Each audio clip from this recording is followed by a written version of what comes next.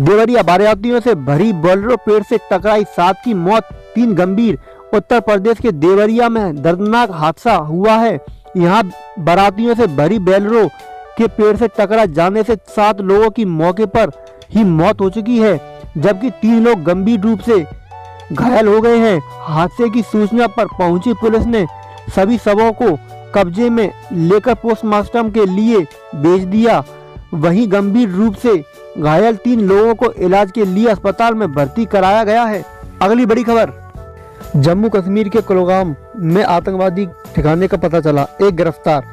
जम्मू कश्मीर के कुलगाम जिले में सुरक्षा बलों ने एक आतंकवादी ठिकाने से ग्रेनेड समेत गोला बारूद और हथियार बरामद किए और एक व्यक्ति को गिरफ्तार किया। पुलिस ने बुधवार को यह जानकारी दी। एक पुलिस प्रवक्ता ने यह बताया, पुलिस ने जानकारी के आधार पर पुलिस और अन्य सुरक्षा बलों के एक संयुक्त दल ने कुलगाम जिले में यारीपोरा क्षेत्र के एक घर में आतंकवादी ठिकाने का पता लगाया और वहां से ग्रेनेड समेत गोला बारूद एवं हथियार बरामद किए। उन्होंने बताया कि आरोपियों निवासी मोहम्मद अय्यूब राठौर को गिरफ्तार किया गया है। प्रवक्ता ने बताया कि पुलिस ने इस संबंध में मामला दर्ज करके जांच शुरू कर दी है। अब नहीं बच सकता मसूद अजहर, अमेरिका ने दिया बड़ा बयान। पाकिस्तान आतंकी संगठन जैसे मोहम्मद प्रमुख मसूद अजहर को वैश्विक आतंकवादी घोषित किए जाने के मामले पर संयुक्त राष्ट्र सुरक्षा परिषद आज कोई अहम फैसला ले सकते हैं। इससे पहले अमेरिका ने बड़ा बयान देते हुए कहा कि अगर ऐसा नहीं किया जाता है तो यह क्षेत्र स्थिरता और शांति के लिए बड़ा खतरा होगा।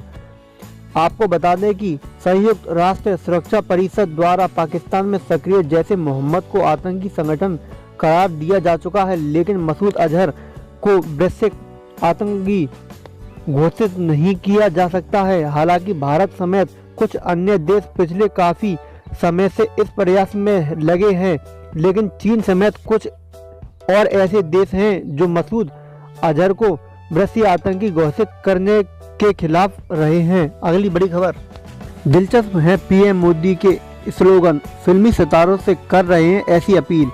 लोकसभा चुनाव 2019 की तारीखों का ऐलान हो गया है।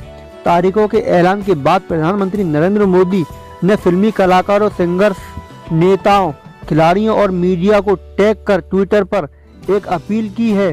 दरअसल अपने ट्वीट में प्रधानमंत्री ने दीपिका पादुकोण, रणवीर सिंह, शंकर महादेवन, विक्की कौशल, अमिताभ बच्चन, सलमान खान और आमिर खान जैसे सितारों से लोगों को वोटिंग का महत्व समझाने का आग्रह किया है। मोदी के ट्वीट्स बहुत दिलचस्प और मजेदार हैं। मोदी ने एक ट्वीट्स में लिखा, मेरे दोस्त रणवीर सिंह और वरुण धवन और विक्की कौशल, कई युवा आपकी प्रशंसा करते हैं। उन्हें यह बताने का समय आ गया है, अपना टाइम आ गया है और ये समय है आपके पास के वोटिंग सेंटर पर जोश हाई करने का। अगली बड़ी खबर, जम्मू कश्मीर सेना के जवान रहे युवक को आतंकियों ने घर के बाहर मारी गोली। जम्मू कश्मीर के पुलवामा में आतंकियों ने सेना के भगौड़े जवान की उसके घर के बाहर गोली मारकर हत्या कर दी। 25 साल का सेना का यह जवान पिगलिना गांव का रहने वाला था। वह बीते साल सेना में भर्ती हुआ था, मगर छुट्टी पर आने के बाद वह कभी यूनिट लौट कर नहीं गया था, जिसकी वजह से सेना ने उसे भगौड़ा घोषित कर दिया था। इससे पहले वह जम्मू कश्मीर पुलिस में एसपीओ के पद पर तैनात था। पुलिस के अधिकारियों ने बताया कि पुलवामा के पिगलिना गांव का रहने वाला सेना का जवान सज्जाद अहमद नायक बुधवार सुबह अपने घर के बाहर मौजूद था, जब आतंकियों ने उसकी गोली मारकर हत्या कर दी है। अगली बड़ी खबर, भीम आर्मी के अध्यक्ष चंद्रशेखर से मिलने पहुंची प्रियंका गांधी।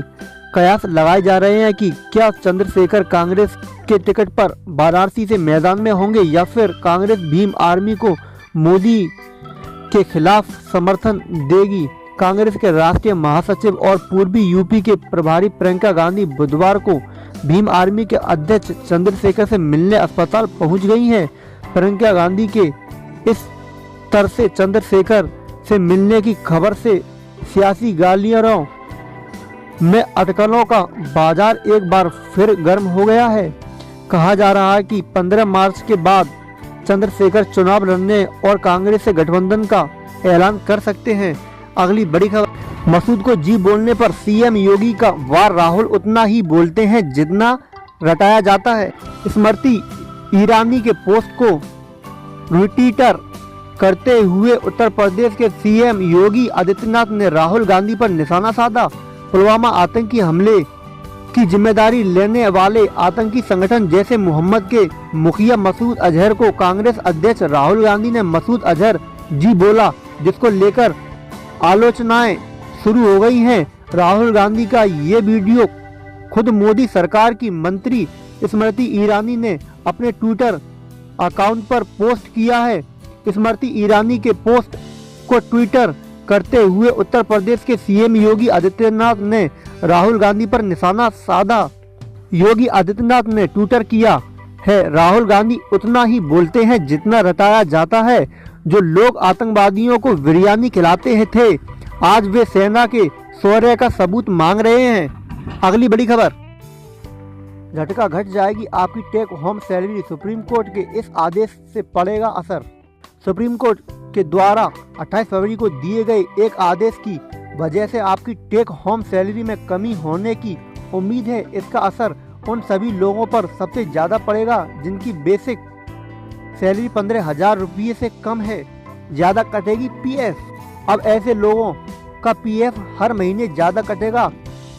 इससे आपको हर महीने जो सैलरी मिलती है उसमें कमी आ जाएगी। सुप्रीम कोर्ट ने अपने आदेश में कहा था कि जो भत्ते कर्मचारियों को मिलते हैं उनको भी पीएफ की गणना में शामिल किया जाएगा। इन भत्तों में विशेष भत्ता, आने जाने का भत्ता, शिक्षा, कैंटीन, स्वास्थ्य आदि शामिल हैं। इससे पहले केवल बेसिक सैलरी के आधार पर ही पीएफ की गणना होती थी। इन लोगों पर नहीं होगा लागू। हालांकि सुप्रीम कोर्ट ने व्यवस्था की है कि अगर यह भत्ते सभी कर्मचारियों को नहीं मिल रहे हैं और इन भत्तों इंसेंटिव के तौर पर दिया जाता है तो पीएफ के लिए उनकी गणना नहीं की जाएगी। अगली बड़ी खबर, लोकसभा चुनाव से पहले खुला खजाना, युवाओं को 4,000 बेरोजगारी भत्ता, लड़कियों को 38,000 का सोना। लोकसभा चुनाव की तारीख नजदीक आते देख देश के राजनीतिक दलों ने लगता है कि मतदाताओं के लिए खजाने का मुंह खोल दिया है। कई राज्यों में किसानों की कर्ज माफी से लेकर केंद्र सरकार की ओर से उनको हर साल 6,000 रुपये देने की घोषणा तो पहले ही हो चुकी है। इससे एक कदम आगे जाते हुए एक राज्य की सरकार ने 5 लाख रुपये से कम आय वाले परिवार की लड़कियों को करीब 38,000 रुपये का सोना देने की घोषणा की है, तो एक दूसरे राज्य में अपने यहाँ के बेरोजगार युवाओं को 4,000 रुपये मासिक भत्ता देने की घोषणा करने वाली है। अगली बड़ी खबर, भारतीय रेलवे 1 लाख से अधिक पदों पर निकली भर्ती, ऐसे करें आवेदन। भारतीय रेलवे ने 1 लाख से अधिक पदों के लिए नोटिफिकेशन जारी कर दिया है। बता दें कि कुल 13,07,769 पदों पर भर्ती का नोटिफिकेशन जारी किया गया है और इन पर आवेदन करने के लिए लास्ट डेट 12 अप्रैल 2019 है। अगर आप इन पदों पर आवेदन करना चाहते हैं तो पूरी जानकारी हमारी इस खबर में प्राप्त कर सकते हैं। सभी जन के लिए रेलवे की अलग अलग आधिकारिक वेबसाइट है, इसलिए आपको अपने जोन का चुनाव करना होगा। इसका बाद CEN 1/2019 एप्लीकेशन से जुड़े हुए लिंक पर आपको क्लिक करना है। यहाँ आपको वो सारी जानकारी भरनी है जो कि एप्लीकेशन फॉर्म में मांगी गई हैं। उसके बाद ई चालान आदि की प्रक्रिया पूरी करें। इस पूरी प्रोसेस के बाद इसका प्रिंट आउट भी ले लें। पदों का नाम, track maintenance grade 4 help assistant, assistant postman. Fees भुगतान करने के लिए लास्ट डेट 23 अप्रैल आवेदन प्रक्रिया पूरी होने की डेट 26 अप्रैल। आवेदन फीस जनरल कैंडिडेट्स को 500 रुपये और रिजर्व्ड कैंडिडेट्स के लिए फीस 250 रुपये।